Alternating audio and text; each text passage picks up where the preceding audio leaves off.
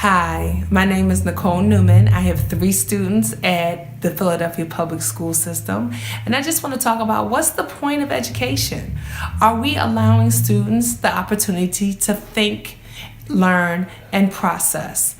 Online learning will not allow them the space to come up with new ideas in a collaborative environment. As a parent, having my child sitting in front of a computer learning, I would prefer to have teachers for them. Online is a reflection of where we're at in the conversation about where we're going in education.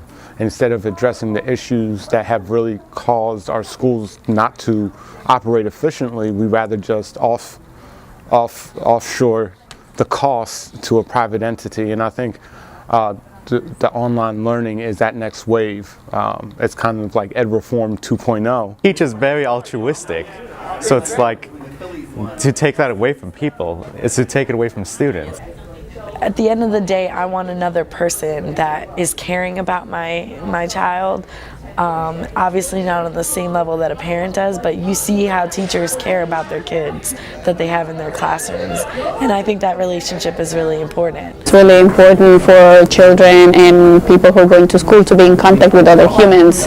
Being in contact with a machine, it's like really damage you mentally. I feel like that's such a dangerous territory because the actual teacher is incredibly important. How many more suicides will you see because they're isolated? Some children, what they don't realize, are already isolated.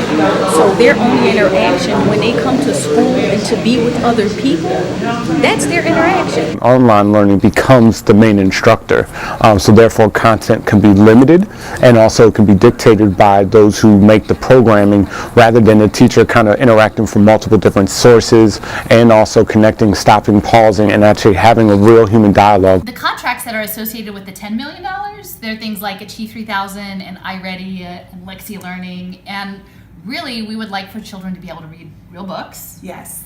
And not necessarily have an algorithm decide what they can read next. Right. And that they can read books and talk with other students and their teacher and have it not be necessarily surveilled and have data collected on that conversation. And not be put into a category of you're like this or you're like this or you're like this and this is where you belong.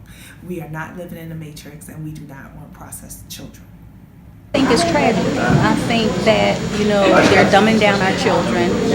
They're making them stupid. And I don't use that term lightly, but they're dumbing them down as though they know nothing. They don't know how to write. They don't really know how to read because they can listen to a book. So they're not learning any, applicable skills, life skills. You're learning how to interact with the computer. Marking periods, I realized students weren't retaining any of the information. When I asked a simple recall question related to material that we covered earlier in the year, related to the video and also kind of the content that was reviewed at the time, I got a lot of blank stares. And one of the kids said, we don't learn nothing from these things.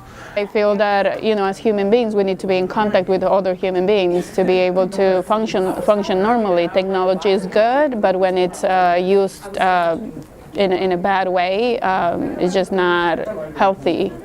To be always, kids are always in their cell phones right now and their computers, and like to do the only place that they're more interacting with other humans is school. They need the interaction, the in-class interaction. They also need that time with each other. And if you do a lot of stuff online, it's not really giving them that same interaction. It's not setting them up to be like socially inclined with other students. I also was part of a rollout of Chromebooks within my own classroom and witnessed firsthand the lack of retention of knowledge that students actually have when they're actually engaged in screen time, learning the whole time. And rather than actually, the interaction of a human teacher and the human interaction and process of learning, putting them in front of online situations or actually limits their ability to connect complex ideas and concepts. Kids need that interaction that they get, not only with their peers, that make them better prepared to deal with people socially, but also teachers have intuitions on how to help a student better learn that a computer or a tablet won't really be able to pick up on. I've spent 4 years learning how to become the best teacher I can. I am a product of the Philadelphia public school system. I had a great teacher pull me aside, said, Nicole, you are getting a D in my class and you can do better. And I went on to become a computer science major because he encouraged me. We're sitting here tonight, two parents, talking about what we want to spend $20 million on for Philadelphia Public Schools. Not data. No, not data. You can invest that much money into the classrooms and make education so much better.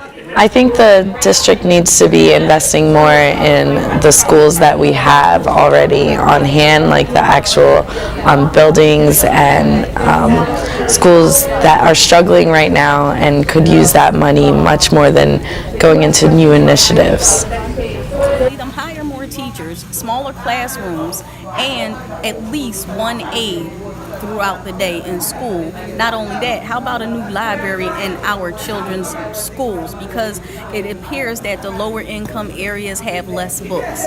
They have to share books, so they don't have that. What about extracurricular activities? A lot of that has been taken away.